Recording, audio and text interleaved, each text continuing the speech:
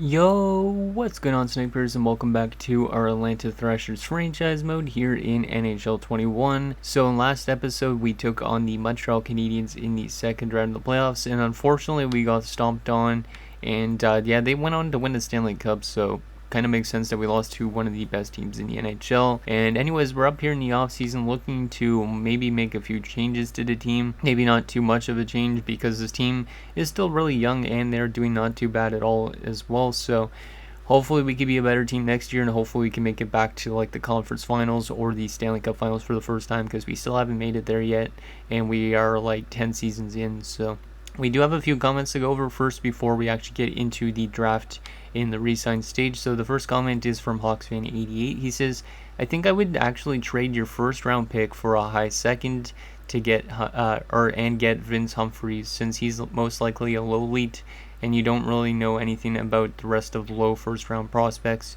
You might as well get some value for your first rounder. So yeah, I totally agree with that. I didn't actually think of doing something like that because I'd never traded back in the draft before. Because currently, if we look at our draft board, we have what pick? We have 20th in the draft. There is a guy named Vince Humphries who's a defenseman, I believe. I showed you guys, and he had really good overalls and stuff.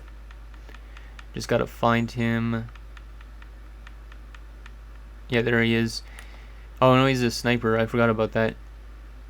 Yeah, he's like a top 6 sniper. So we're gonna try and move our first round pick, and then we could get like this second round pick to get right into this area and grab Vince Humphries, and we could also probably move out or get another pick in as well, like for maybe next year's draft or something. So we would be moving back to get this guy because he could be a low elite. He might be a top 6 because of the 3-year ETA, but regardless, this guy looks like he could be a really good sniper to help us out offensively. So we are going to try and move back in the draft. And then the final comment is from Stuxnet. I don't even know what this comment really is, but he says, since they want to separate from Canada, change the name to the Montreal Quebecers, why hasn't Legault done this?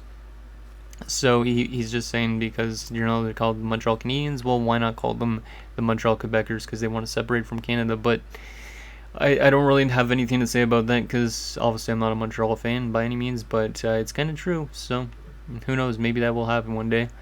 But anyways, let's get into the draft and get to the resign stage and all that, and hopefully we could have a good offseason again, and hopefully this team could look pretty good for next year. So if we're going to want to trade our 20th overall pick, we could trade it to a team that wants to move up. So Vancouver, you're in 21st. Actually, wait. Let's just go to 20th. Actually, who has a pick around the spot we want to move up to, which is like 30 something. There's teams that want to move out their early seconds. We could try and go for, I might just go for the earliest possible, to be honest. We could go for this Columbus one. Yeah, we'll try and go for the Columbus one. So that actually has a decent chunk of value. We will give up our first round pick though, and we will add in we will add in a second for next year if that's possible. I do want to give it up, so 2 seconds to move up to the first round with that. And that's rejected apparently, which is kind of weird. Okay, so what do we want to do if they're not going to accept that? I mean, maybe I could get a third rounder. I guess this 2 seconds might be a bit too high, but to get into the first round, you think it wouldn't be? Like, we could probably add something to that deal to get it to go through. Like, if I had like a 7th round pick or something to this deal, would that work? A 1st and a 7th to get 2 seconds. Apparently it's still off. That's kind of strange, because I think in real life that would actually get accepted if I'm not mistaken, but I don't know. So we could take back a 3rd. Let's try a 3rd and a 4th. A 2nd, 3rd, and a 4th for a 1st. That should get it done. It looks pretty even, at least from my eyes. So let's see if that goes through. That's accepted. Okay, so we get a 3rd and a 4th with that 2nd. I think that was a good trade. We could always trade away those 3rd and 4ths in deals that we want to make. But Columbus actually has 1st overall, so that's kind of interesting. Okay, so let's sim through the first top 5 picks, and then we will sim up to our pick in the second round because we don't have a first this year. So Stewart goes first to Columbus. LA is going to grab Morrison, who's an offensive defenseman and better overall than Stewart, so that's interesting. Dallas at number 3 is going to take Carrington. I never heard of that last name ever in franchise mode, but whatever. Medium elite, 77 overall defenseman. Nashville at number 4 is going to take Pustonen, so another Finnish player. And New Jersey is going to take Kovalchuk, who's a top 6. Let's sim to our pick in the second round. Okay, we didn't lose Pino, but our Pino is a low lead, so we could have went with Pino if we wanted to. But obviously we're not going to go with Pino. We're going to go with our boy Vince Humphreys. It looks pretty good.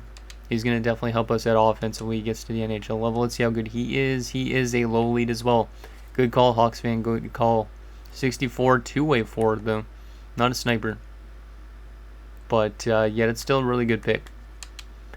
Definitely better than what we probably would have gotten right around our first round pick if we would have had a first. Let's see what we went to right there. So they got a top 4 defenseman with that pick. See, I'd rather take the low elite forward probably, because that guy could end up being like a really good penalty killer for us or something, because he's got some pretty solid defensive stats right now. Well, actually not really great, but he'll develop. Let's sim to our next pick at number 51. Let's see what we could get. Whitman with our normal second, this is our second round pick. The other one was Columbus's. We could go with Clarence Whitman or Rankin, which I don't know really anything about. Ezra Percy, don't really know anything about him either. This draft class looks like it's not that good though, if I'm being honest. Looks like a lot of players are not that great. I think I'm going to take Clarence Whitman because apparently, like, it's only 2 bars, but it's his pro release, and it looks like he might be a good shooter, so we're going to take Clarence Whitman just based on his shooting. And he's a top 9, 64 overall, 2-way forward as well. But still, I don't think that's a bad pick. Definitely gives us an opportunity to get somebody for our third line or something of the future. Yeah, this draft class is looking terrible down the rest of the way. Low top 6 maybe for Bennett Marlowe. Let's start by potential. There is a low elite 2-way defenseman, but he's supposed to go after. Yeah, I'm not taking a risk on him right now. It's way too early to do that. Let's go back to scouting ranks. I don't really know who we want to go with. This draft class doesn't look that good. I think I'll just take Bennett Marlowe as well, even though it's another left winger. Might as well keep adding to our forward prospect pool, because we're technically more built on defense than forward wise. A couple of other low leads is center, sniper. Maybe I'll go with him. Esteban Frank. Esteban Frank actually looks pretty good. I like that shooting, that puck skills and senses are really good, but the skating, the physical, and defense is in there. But 19 years old and has some pretty good attributes. You know what, we're going to take Esteban Frank. Looks not too bad. Low top 9, 63 overall, so not terrible. That's a pretty high overall, so I think this guy might end up making it at some point. Maybe becoming an AHL top 6, but still a pretty good pick, I think. Next pick here in the 6th round. Yeah, this is just a crapshoot the rest of this draft, it looks like. Ricky Kreider. A guaranteed bottom 6 center, that's 18. We'll take a chance with the center, why not? Even though he's a guaranteed bottom 6. You never know. Sometimes bottom 6 is actually paying out. And our final pick of the draft, we will take this low elite 2-way defenseman, even though he's projected to go undrafted, I think.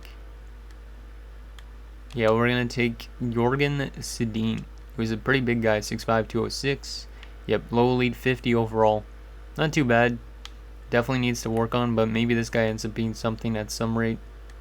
If not, he could become a good AHL defender. So that is our draft. Not the best draft, I would say, but Humphreys definitely looks promising for a good 2-way forward. And then, yeah, we got a lot of other forward prospects and 1 defensive prospect. So Now we got to get into the resign stage, and this is where it's going to get a little bit interesting. We got a couple of scouts to resign first, but this is where it's probably going to get a little interesting. I think Kovalchuk, did I give him his contract yet? I don't think so. We got to give Kovalchuk like a max term deal. I'm pretty much fine with giving any player any money that they want, though, in this, because of the fact that there's no cap. Because of the way this roster build is. We got to get McClellan as well. Oh yeah, our head coach retired as well, so we actually got to get back at head coach, I think, right? Yeah, we do. I almost forgot about that. No suggestions for that in the comments, so I'm going to have to try and find us our head coach when we get to the free agency portion. Actually, yeah, I'll probably let you guys know for next episode, or yeah, I'll probably show you guys what's available for that. So let's go to the contracts, see who we have to get back. So Camilleri, okay, so we did go give Kovalchuk his contract. So Wolski's definitely going to get a contract. I'm going to try and get him for 3 years at 1.8. I'm trying to get him to like a 3-year deal, because he was in the AHL last year, but he will be in the NHL this year, I think. Camilleri, now that's a really interesting one. I could bring him back on a 1-year deal for now. Yeah, I'll try to give him a 1-year deal for now. I might eventually have to part with him, though. Jalen Kemp, we need to get him on a long-term deal. 6 years. Yeah, let's do a 6-year deal at 6x7. 7.3. I think that would be a good deal, because I think this guy's actually a really underrated player, to be honest. And as for Bluegis, he was the guy that I think, yeah, he's barely played. We're going to let go of Bluegis, which really sucks because he's one of the defensemen we drafted, but we don't really have a spot for him on our roster. So best of luck in free agency, Bluegis. Isaiah Edmonds as well might go. Yeah, he wasn't terrible for us, but he was terrible in the playoffs. Like -7 in 10 games isn't good. Frolov, I don't really know if we need Frolov still. I'm going to still give him an offer anyways, see if he'd accept a 1 year at 2.5. We might just let him go, though. I think we're also going to let go of Likachev for now. I know we're kind of cleaning house on some of these guys, but I think I'll let go of some of them. Scavello's pretty cheap, so we'll get him back if he wants to come back. Easton Hillen, we're going to qualify him since he's an RFA. Bobrovsky, I'm going to let go of for now, maybe? I don't know. Did we play him a lot last year? No, we didn't play him at all. He's a decent point producer. But yeah, I think I'm going to let him walk. Maybe. Is he a good fit for our team? I don't know, really. I'm actually just go by each UFA and RFA first, so I can see who we gotta do first. Let's qualify the rest of these AHL guys, because obviously it doesn't really matter too much about the AHL. A lot of these guys are prospects of the future. A lot of these guys are 24, 25 now, so we could probably start letting some of them walk. But we will qualify them all. And then we'll go to goalies. Lapierre wants a one-way deal. We'll qualify you. Go to unsigned for second. So Pispinen is needing a contract. Yeah, we're going to give Pispinen a contract if we have the contract space, which I hope we do. UFA-wise, let's go to the bottom of this list to see if we could let go of some of these guys. Renas. Blacker's not going to be anything. Spiller. When was this guy drafted? First round. Well, I think we got to give him an opportunity since he was a first-round pick. Enroth as well. We're going to actually have to let go of some of those AHL players, I think. Tiemanen's not going to come back. Moscow. Nah, even though you're a top 9, we're going to let you walk. Steen, we're going to let you walk as well. McClellan, going to let you walk because we got to make room up in the AHL. And then we don't have really much more players to sign. Brian Elliott needs to come back. We'll give him a 1-year deal, I think. But we should probably start thinking about playing like Jackson Robbins as maybe a backup.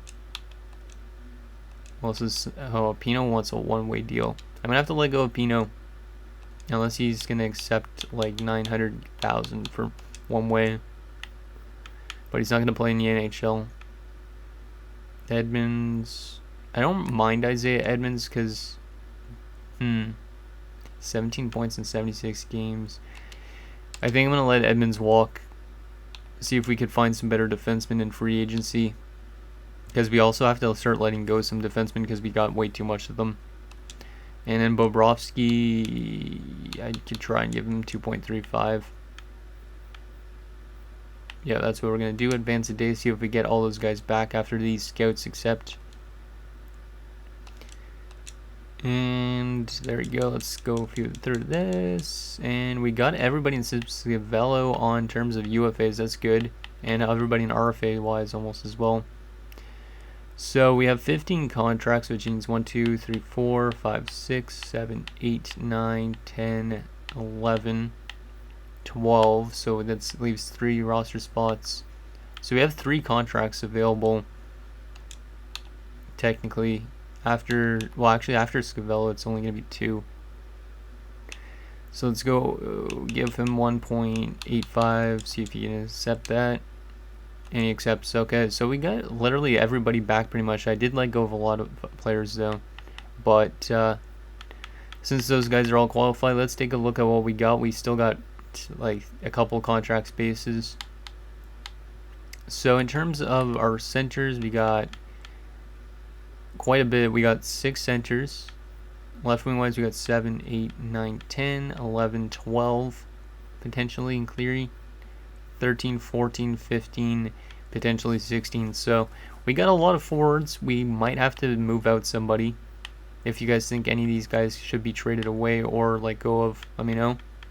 That's anyways our forward core. Defensively, we could still got Walton Ferguson, Connolly and Kondratyov, Martinez and Brody. I think Brody's got to get traded away because Guggenot needs to get into the lineup somehow. Yeah, I think Brody might have to get dealt, maybe not. But defensively, we don't look too bad either at this rate. And then goalie-wise, we look fine as well. So we might not have to make much changes to our roster for the most part. Let's go sim to free agency, see what's available for free agents. And we will also take a look at what is available for coaches because we are going to need a new head coach. Which hopefully we can find a coach that matches our system really well. So let's take a look at those free agents first before we look at the coaches. So I don't really know what we need, but I will show you guys what's best available for all positions. So Joe Thornton is headed to free agency after we beat him in the playoffs. Here's what team is interested in him. The Ottawa Senators. I was hoping it would be San Jose. Let's go to UFAs. But so this is the best centers available. If you guys want me to bring in anybody in specific that could help us out, let me know. There's some really good options out there. Looks like in older guys that are dropping off like Koivu, but he wants still like 6.5. Shelley's not a bad option. 24-year-old only wants 1.775. Yeah, Gary Shelley might not be a bad option, but he's got some really weird attributes with the 70 offensive awareness for a playmaker. So those are centers. Left wing wise, there is these guys. Dylan Genther's up there already at 27. Yeah, there's a lot of young free agents. A lot of guys that could probably help us out if we wanted to get rid of some of our forwards or upgrade some of our forwards. Best right winger is Branko Radovojevic. So right winger wise is a little bit worse than the other positions, but still some guys with potential.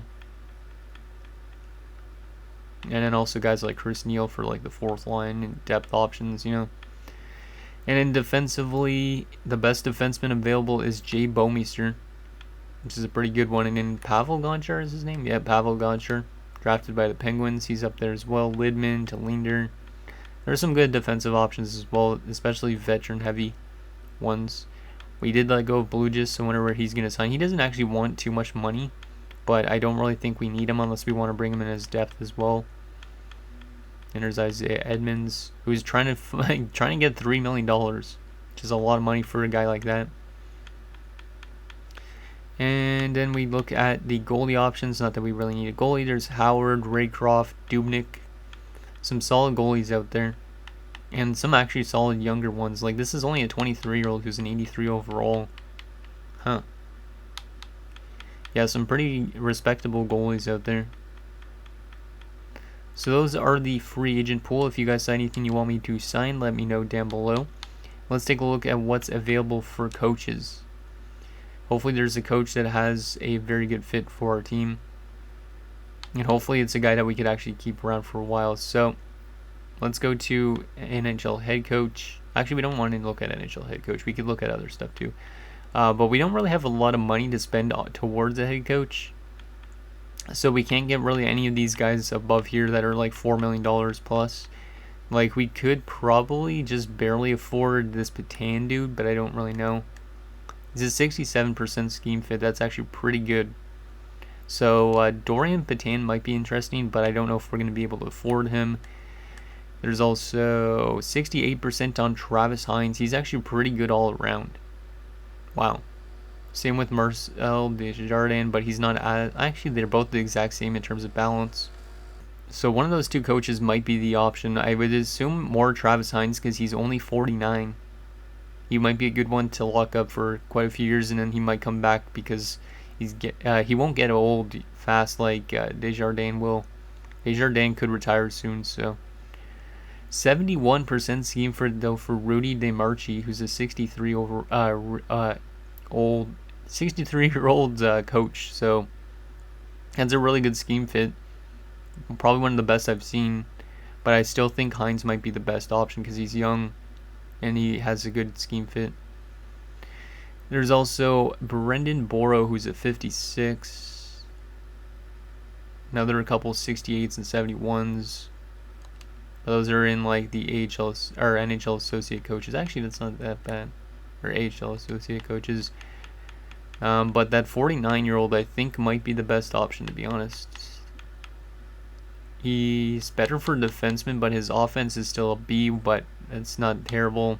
A defense, B power play, B penalty kill, C on terms of teaching, and then B on coach influence.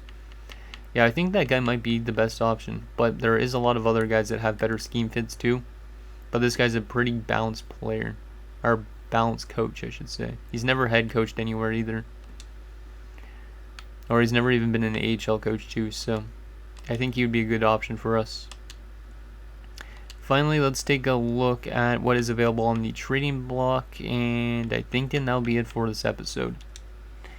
Just to see if there's any trade options out there, but usually in the off-season it's just a bunch of prospects and picks, so it's not really anything intriguing. There's Tim Connolly, so that's not a bad option. A couple veterans there, Ference, Boyton, Wisniewski, Quint, and Boyle, so a lot of defensemen in Calgary.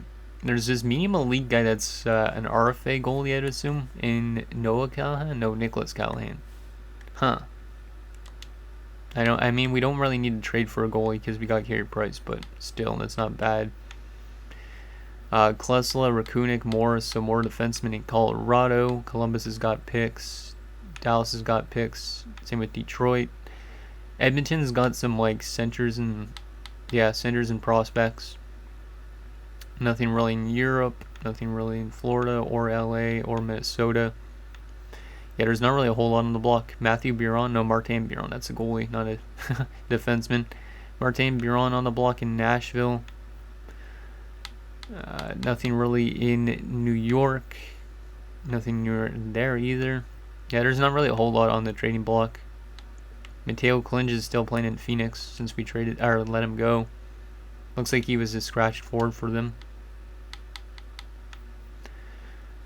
Yeah, there's not really a whole lot of interesting stuff on the block. Some veterans that could help us out, but I don't really know if we want to make trades for players.